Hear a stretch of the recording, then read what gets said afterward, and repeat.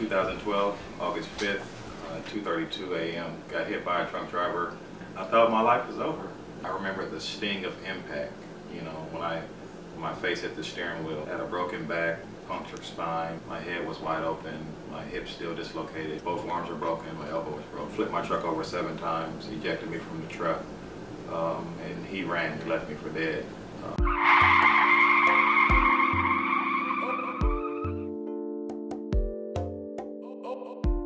See it, but it's a tattoo on my finger, and it says LYDO, and LYDO meant, at the time, this was 10 years ago, I was tired of entertainers and so forth giving these kids the wrong message with YOLO and swag, telling them you only live once, live fast, die young. You know, Rick Ross and was telling me, and Kanye West was telling the kids, you know, just live reckless, you know. And at that point, I wanted to embrace something that meant a little bit more than just, you know, living reckless, you know, to me. And so I came up with this acronym, LYDO, and it meant live young, die old, and that meant just to be youthful, have fun, but also be responsible so that you can live a long life, you know. This whole injury keeps me disciplined, you know, it keeps me, before it was like, man, if I had the money and I had the will or the might to do it, my friends would say, let's go to Miami tonight. I wouldn't even pack anything, we would just go. For 6 months, I couldn't get out of bed on my own. They had to Hoyer lift me. They had to put this tarp underneath me and lift me up from the ceiling, and then put me in my wheelchair, put me in the shower, bring me to the gym, you know, inside the rehab facility. And it slowed me down. It was the best thing that happened to me, because it slowed me down from a standpoint of where I think about what I do before I do it.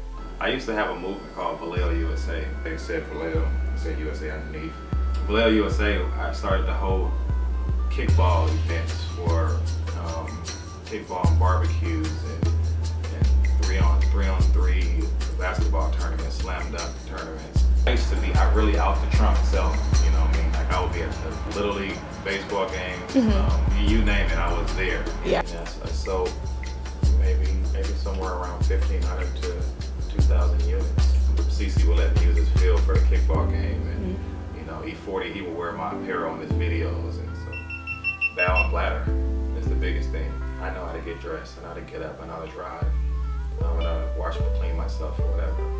But bow and bladder issues sometimes, you know, that can be, you know, the biggest challenge for me. Not that I get upset about it anymore, but it's just an inconvenience. You know, sometimes I'll get dressed and I'm on my way to church or whatever, and then you get to church and you park, and then next thing you know, you look down and you're wet. And you're like, I just used the bathroom, you know. So you have to learn your body. And some days you have good months, and some days, you know, it could be a bad month. And I have a question. When you drive, is it a regular car? Or does it have to be like something that? It's a regular car. Oh, really? But it has a hand control. Oh, it's okay. I'll show you. It has a hand control that I got installed. And it's fairly simple. I tell people that, you know, once I start walking again, I'm still going to keep my hand control because, you know, it's more convenient that way, actually. I actually like it better. You know?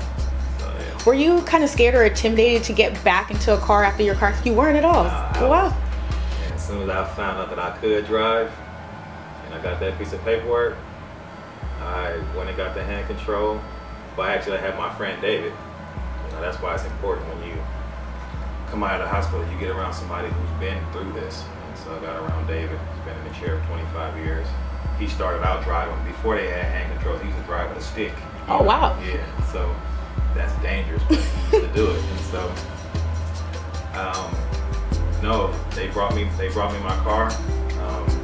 Brought it to me after getting the hand control put in, and immediately I got in it and I went to the gas station by myself and came back. I'm a truck driver. I could drive anything, an airplane or whatever, so it was cool. That's cool. I always say that you know, it's about walking again, but despite the wheelchair that you see me sitting in my mind I'm walking. You know, walking is a mindset. You know, there's millions of people that are walking upright every day. And there's a downtown in every city, in every country. And most of those people that are walking uprightly, they're paralyzing their mind.